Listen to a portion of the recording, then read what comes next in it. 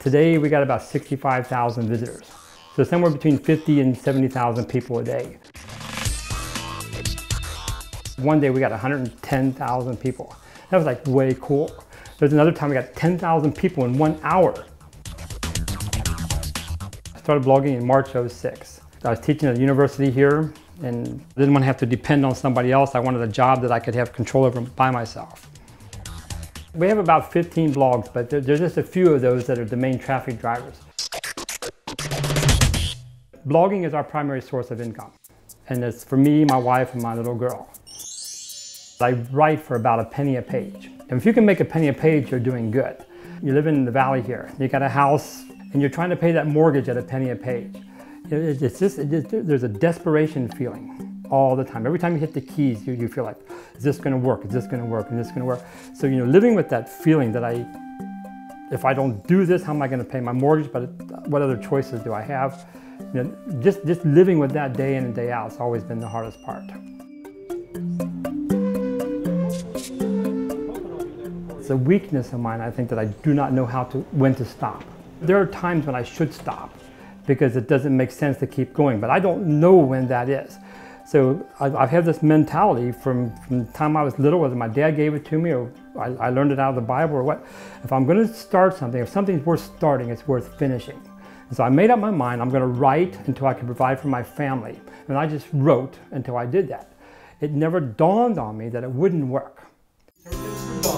What they're looking for is the character combinations that are being used. They see this word business a lot. I have about 3,700 members in my meetup groups.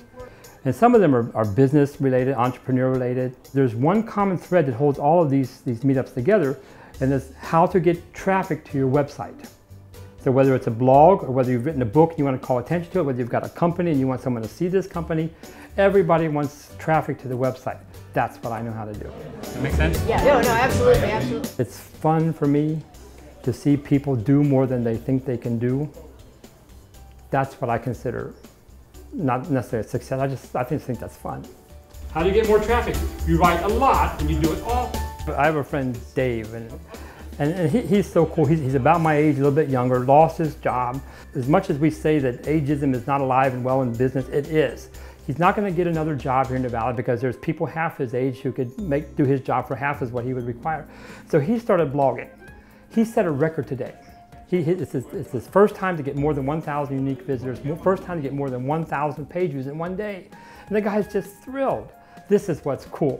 When you see somebody take something that they love, something that they think, well, if I do this and I do this well enough, I'll be able to provide for my family. When you see somebody do that, that's what's fun. One of the lessons I try to teach in the blogging classes, everybody says if you have passion, you can go a long way. Passion. If you have passion, you just can't help it, right? Well, I've learned something that trumps passion. And something that's bigger and better than passion is hunger. You gotta eat.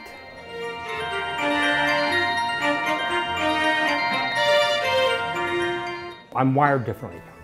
Success is not something I strive for.